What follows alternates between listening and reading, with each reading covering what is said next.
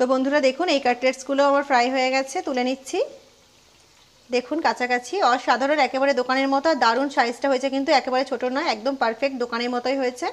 অবশ্যই এইভাবে ট্রাই করবেন, রেসিপিটি আপনাদের ভীষণ পছন্দ হবে। দেখুন কাছ থেকে দেখাচ্ছি, একেবারে টেস্টি, ওপরটা পুরো ক্রিস্পি একদম। তো বন্ধুরা সার্ভ করে দিয়েছি টেস্টি টেস্টি বিটরুট কাটলেট, একেবারে দোকানের মতো, দেখতেই পাচ্ছেন। খুবই সহজ পদ্ধতিতে বানিয়েছি, খুবই সহজ, আর খেতে তো ভীষণ টেস্টি। একটা আপনাদের ভেঙেও দেখাচ্ছি বন্ধুরা, দেখুন একটা ভেঙেও দেখাচ্ছি আপনাদের। খুবই সুন্দর, অসাধারণ খেতে বন্ধুরা। রেসিপিটি কিন্তু দারুণ হতে চলেছে, অবশ্যই এই রেসিপিটি দেখতে থাকুন এবং আমার সঙ্গে থাকুন। বন্ধুরা বিটরুট কাটলেট বানানোর জন্য আমি এখানে একটা বিটরুটকে গ্রেট করে রেখেছি।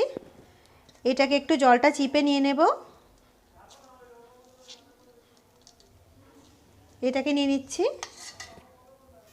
বন্ধুরা, জল চিপে একটা বিটরুট নিয়ে নিয়েছি আমি এখানটায়। আর এখানে নিয়ে নিচ্ছি একটা আলু, সেদ্ধ করে ম্যাশ করে নিয়েছিলাম আলুটা, সেইটা নিয়ে নিলাম। এখানে একটা মিডিয়াম সাইজের পেঁয়াজ কুচি আছে, তার সঙ্গে একটা লঙ্কা কুচিয়ে নিয়েছি আমি বন্ধুরা। লঙ্কাটা আমি দানা ফেলে দিয়েছি ভীষণ ঝাল বলে, তো আপনারা লঙ্কাটা আপনাদের স্বাদ মতো ইউজ করবেন। দিয়ে দিচ্ছি খানিকটা মটরশুঁটি সেদ্ধ করা, এটা সেদ্ধ করে নিয়েছিলাম আমি, সেটা দিয়ে দিচ্ছি। দিয়ে দিচ্ছি গ্রেট করে রাখা আদা রসুন, রসুনটা কম নিয়েছি, আদার পরিমাণটা একটু বেশি নিয়েছি। এটা 1 টেবিল স্পুন মতো আছে বন্ধুরা। দিয়ে দিচ্ছি একটু কুচানো ধনেপাতা। দিয়ে দিচ্ছি একটু ব্রেড ক্রাম্ব, 3 টেবিল স্পুন মতো ব্রেড ক্রাম্ব দিচ্ছি আমি এতে। আর বন্ধুরা দিয়ে দিচ্ছি কিছু মশলা। এখানে আমি নিয়েছি 1 টিস্পুনের একটু কম ধনে গুঁড়ো, 1 টিস্পুনের একটু কম জিরে গুঁড়ো, স্বাদ মতো লবণ, হাফ টিস্পুন মতো নিয়েছি গরম মশলা পাউডার, এখানে নিয়েছি অল্প একটু সামান্য গোলমরিচের পাউডার, বিকজ এটা ঝাল হয় তাই। আর এখানে নিয়েছি 1 টিস্পুন হলুদ গুঁড়ো। তো এইগুলোকে সব দিয়ে দেবো। আমি এখানে গুঁড়ো লঙ্কার ইউজ করছি না বন্ধুরা, আপনারা চাইলে এখানে গুঁড়ো লঙ্কা ইউজ করতে পারেন। বন্ধুরা আপনারা চাইলে এখানে আপনারা একটু আমচুর পাউডারও ইউজ করতে পারেন। দিয়ে দিচ্ছি একটু ম্যাগি মশলা। এই সবগুলোকে দিয়ে এটাকে আমরা সুন্দর করে মাখিয়ে নেব। তো বন্ধুরা এটাকে মাখিয়ে নিয়েছি, এর মধ্যে দিয়ে দিচ্ছি একটু কেটে রাখা কাজু আর কিশমিশ। এটা অপশনাল, আপনারা দিতেও পারেন নাও দিতে পারেন, কিন্তু দিলে বেশ ভালো টেস্ট হয়, তো অবশ্যই দেবেন। এটাকেও সুন্দর করে মাখিয়ে নেব এর সঙ্গে। তো বন্ধুরা দেখুন এটা কিন্তু আমাদের রেডি হয়ে গেল। এটাকে সাইডে রাখছি। আর নিয়ে নিয়েছি একটু ময়দা, দিয়ে দিচ্ছি সামান্য একটু এতে লবণ, স্বাদ মতো লবণ দিয়ে আর একটু জল দেব, দিয়ে ময়দাটাকে আমরা একটু গুলে রাখবো। বন্ধুরা ময়দাটাকে গুলে একটা পাতলা করে ব্যাটার বানিয়ে নিয়েছি। এবারে যেটা করব, এখানে একটা প্লেটে নিয়ে নিয়েছি ব্রেড ক্রাম্ব, অল্প অল্প করে এর থেকে আমরা বন্ধুরা এরম অল্প করে আমরা এখান থেকে নিয়ে নেব।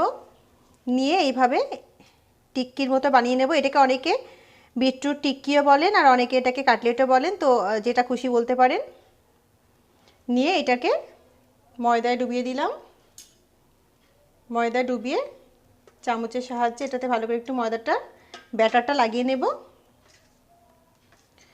ব্যাটারটা লাগিয়ে এটাকে নিয়ে ব্রেড ক্রাম্বের ওপরে দিয়ে দিচ্ছি, দিয়ে ওপর থেকে একটু ভালো করে এটাকে লাগিয়ে নেব।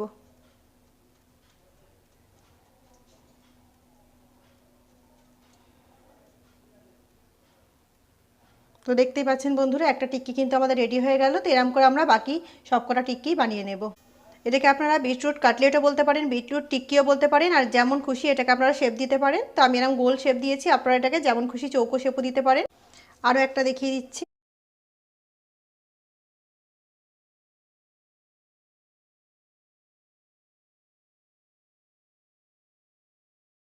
তো বন্ধুরা দেখুন আরও একটা কাটলেট রেডি হয়ে গেল। তো এইভাবে আমরা সবকটা কাটলেট বানিয়ে নেব। দেখুন তো বন্ধুরা দেখুন একটা বিটরুট আর একটা মিডিয়াম সাইজের আলু দিয়ে কিন্তু এখানে আমার 9খানা কাটলেট রেডি হয়ে গেছে। তো বেশ বড় সাইজেরই হয়েছে, খুব ছোটো সাইজ কিন্তু নয়, দেখতেই পাচ্ছেন মাঝারি সাইজ যেমন দোকানে পাওয়া যায় ঠিক সেরকম সাইজে কিন্তু হয়েছে। আর টেস্টও একেবারে দোকানের মতোই হবে। তো চলুন বন্ধুরা কাটলেটগুলোকে আমরা ফ্রাই করে নিই। তো বন্ধুরা কাটলেটগুলো ফ্রাই করার জন্য এখানে আমি কড়া চাপিয়ে দিয়েছি গ্যাস অন করে, আর কিছুটা সাদা তেল বসিয়ে দিয়েছি। তো এটাকে আমরা শ্যালো ফ্রাই করে নেব। তেল গরম হয়ে গেছে, কাটলেটসগুলো ছেড়ে দিচ্ছি। একসঙ্গে অনেকগুলো দেবেন না, কড়াতে যেমন ক্যাপাসিটি সেই অনুযায়ী কাটলেটসগুলো দেবেন এবং সুন্দর করে ভেজে তুলে নেবেন। আর দেওয়ার সঙ্গে সঙ্গে উল্টাতে যাবেন না, একদিকে কোটিংটা ভালো করে সেট হতে দেবেন, তারপরে কিন্তু উল্টাবেন। আর বন্ধুরা অবশ্যই মিডিয়াম ফ্লেমে কাটলেটসগুলো ফ্রাই করে উল্টে দেবেন।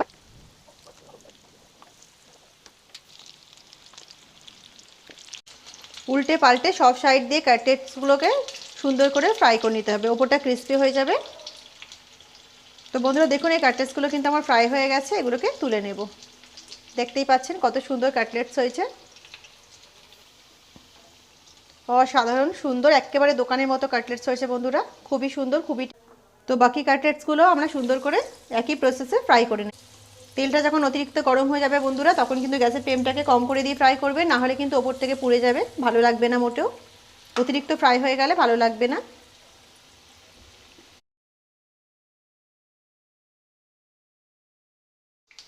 তো বন্ধুরা দেখুন এই কাটলেটসগুলো আমার ফ্রাই হয়ে গেছে, তুলে নিচ্ছি। তো বন্ধুরা সার্ভ করে দিয়েছি টেস্টি টেস্টি বিটরুট কাটলেট, একেবারে দোকানের মতো, দেখতেই পাচ্ছেন। খুবই সহজ পদ্ধতিতে বানিয়েছি, খুবই সহজ, আর খেতে তো ভীষণ টেস্টি। আর বন্ধুরা এটা আপনাদের পছন্দ মতো আপনারা সস বা চাটনির সঙ্গে সার্ভ করতে পারেন। আমি এখানে চিলি গার্লিক সস নিয়ে নিয়েছি, বিকজ এটা আমার খুব ভালো লাগে তাই। দারুণ টেস্টি হয়েছে রেসিপিটি, আশা করছি রেসিপিটি আপনাদের ভীষণ পছন্দ হবে। তো বন্ধুরা রেসিপিটি পুরো দেখার জন্য আপনাদের সকলকে জানাই অসংখ্য ধন্যবাদ। তো বন্ধুরা রেসিপিটি যদি আপনাদের পছন্দ হয় তবে অবশ্যই আমার চ্যানেলকে লাইক, শেয়ার এবং সাবস্ক্রাইব করে আমার সঙ্গে থাকবেন। তো দেখা হচ্ছে একটা অন্য নতুন রেসিপির সঙ্গে, ততক্ষণ সবাই ভালো থাকুন, সুস্থ থাকুন, আল্লাহ হাফিজ।